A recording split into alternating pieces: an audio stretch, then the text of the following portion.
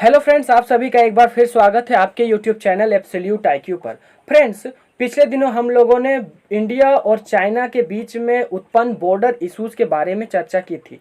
उस वीडियो में मैंने बताया था कि किस प्रकार भारतीय सैनिकों द्वारा चाइना के 43 सैनिकों को मार गिराया गया था, लेकिन उसमें हमारे बहुमूल्य 20 सैनिक शहीद हो गए थे।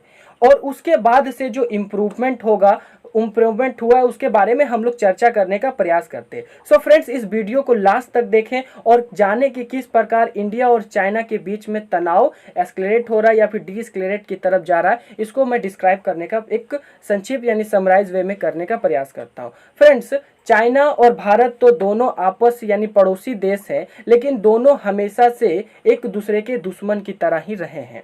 चाहे वो 1962 का वॉर हो, 1967 का वॉर हो, हमेशा से चाइना ने भारत के पीठ में खंजर भोंकने का काम किया है।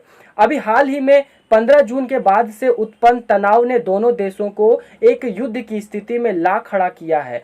चाइना की यूनिलेटरल एक्शन यानी लाइन ऑफ एक्चुअल कंट्रोल में किए जाने वाले उसके जितने भी योजना है वो एक युद्ध की तरफ, वह उकसावे की तरफ, प्रोवोकेशन की तरफ वो ले जाना चाहता है।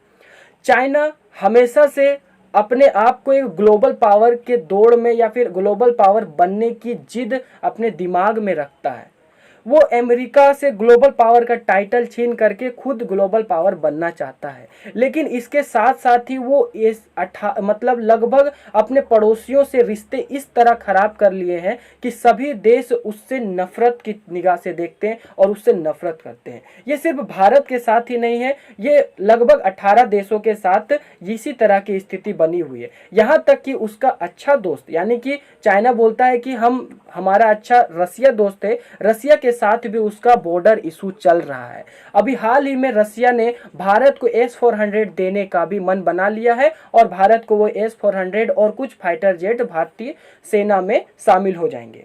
सो फ्रेंड्स, ये सिर्फ मिलिट्री लेवल पर इसका इलाज संभव नहीं है, हम लोगों को इकोनॉमिक लेवल पर भी चाइना को झटका देना पड़ेगा। चाहे उसके ऐप्स हो, चाहे उसके हार्डवेयर्स हो या फिर उसके द्वारा निर्मित कोई भी वस्तु हो, भारतीय बाजार में उसको ज़्यादा से ज़्यादा हम लोग ना खरीदने का प्रयास करें। फ्रेंड्स, सरकार कभी भी इसके लिए मना नहीं करेगी, क्योंकि सरकार WTO के नियम से बंधी हुई है और कोई भी देश की सरकार ये नहीं कर सकती है कि आप उस देश के सामान ना खरीदें। इसके लिए हम लोगों को खड़ा होना होगा और चाइनीज वस्तुओं का बड़े स्तर पर बहिष्कार करके उसकी अर्थव्यवस्था को चोट पहुंचाना होगा।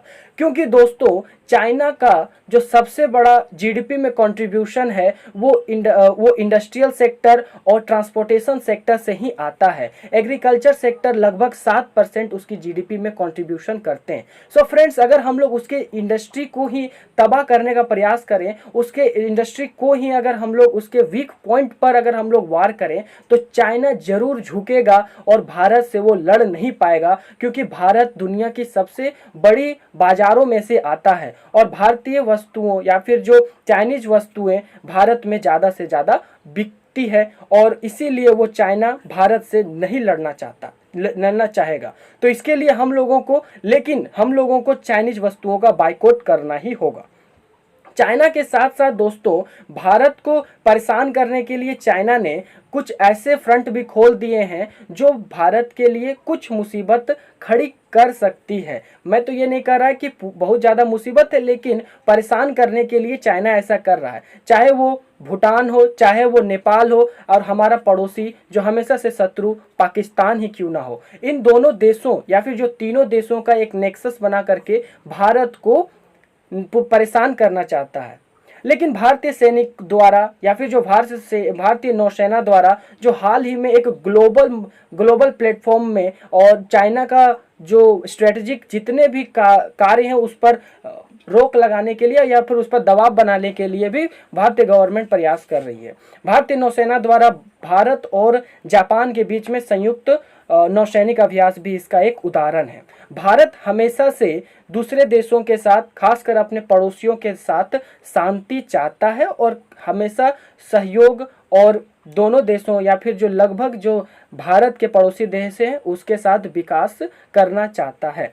लेकिन भारत ये कतई अपने जो संप्रभुता और सुरक्षा से चुनौती या फिर जो अपने आंतरिक सुरक्षा या फिर इंटरनल सिक्योरिटी को डिस्टेबलाइज करने के लिए कोई देश प्रयास करेगा तो भारत इसको नहीं सहेगा। इसके लिए हमारे विदेश मंत्रालय, हमारे रक्षा मंत्रालय ने भी मैसेज दे दिया है। भारत के प्रधानमंत्री श्री नरेंद्र मोदी जी का भी लद्दाख दौरा हुआ और लद्दाख में उन्होंने अपने सैनिकों का हौसला भी आज बढ़ाया है। कोई भी देश युद्ध नहीं चाहता, लेकिन युद्ध की स्थिति को निपटने के लिए भारत अपने सारे इंतजाम को पूरा करना चाहता है। इसके लिए वो विभिन्न देशों से कुछ अत्याधुनिक जो रक्षा समझौते हैं उसको बढ़ा रहा है, चाहे वो इजराइल से बराक 8 मिसाइल हो, S-400 हो या फिर और कुछ अन्य फाइटर जेट हो, उसको वो खरीदने का प्रयास कर रहा है। फ्रेंड्स, हमें ये बात जान के चलना पड़ेगा कि जब दोनों देश आमने सामने हैं तो दोनों देश ही न्यूक्लियर पावर्स हैं, यानी कि एक तरह से दोनों देश एटॉमिक पावर्स हैं, यानी कि दोनों देश के पास परमाणु हथियार हैं। भारत की तीनों सेनाएं परमाणु संपन्न है और कहीं से भी भारत परमाणु हमले के लिए या फिर परमाणु हमला करने के लिए तैयार है।